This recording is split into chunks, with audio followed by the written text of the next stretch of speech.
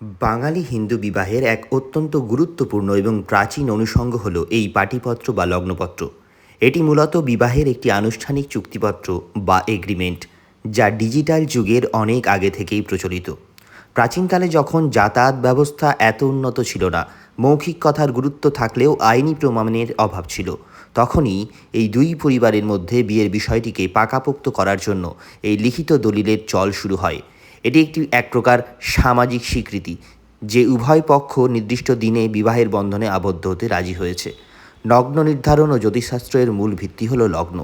হিন্দু শাস্ত্র অনুযায়ী শুভ কাজ নির্দিষ্ট তিথি ও নক্ষত্রে হওয়া জরুরি। পুরোহিত মশাই পঞ্জিকা দেখে বিবাহের শুভ দিন ও লগ্ন নির্ধারণ করেন। পাটিপত্রে সাধারণত বড় কনের বংশপরিচয়, তাদের নাম, পিতামহের নাম, পিতার নাম উল্লেখ থাকে এবং অবশ্যই বিবাহের তারিখ, মাস ও লগ্ন অনুক থাকে এবং এই মর্মে সুস্থ মাথায় সুস্থ শরীরে তারা যে এই চুক্তিপত্র করলেন সেটিও এখানে উল্লেখ থাকে। অর্থাৎ এক কথায় এর লক্ষ্য ও অর্থ হল বিয়ের কথা পাকা হওয়া। এরপর কোনো পক্ষই সাধারণত পিছু হটত না। এটি কেবল লেখা নয়, বরং দুই পরিবারের সম্মান এবং বিশ্বাস রক্ষা করার একটি দলিল হিসেবে গণ্য হয়। সহজ কথায় পাটিপত্র হলো বিবাহের সেই ফর্ম্যাল ডকুমেন্ট যার মাধ্যমে দুই পক্ষ সামাজিকভাবে এবং শাস্ত্রীয়ভাবে বিবাহের অঙ্গীকারে আবদ্ধ হন। এটি আমাদের গ্রাম বাংলার এবং বাঙালির সংস্কৃতির এক অমূল্য ঐতিহ্য। আমরা সাধারণত কোর্ট ম্যারেজে রেজিস্ট্রি বলে কথাটা ব্যবহার করে থাকি।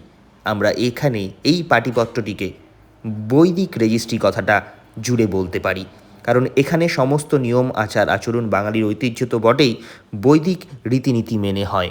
তাই এটিও এক ধরনের রেজিস্ট্রি, যা বৈদিক রেজিস্ট্রি নামে আমরা বলতে পারি।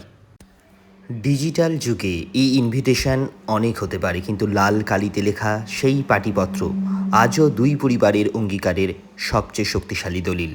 বংশ মর্যাদার পরিচয় আর মাঙ্গলিক লগ্নের সেই খসড়া আজও আমাদের সংস্কৃতির শিকড়কে মনে করিয়ে দেয়।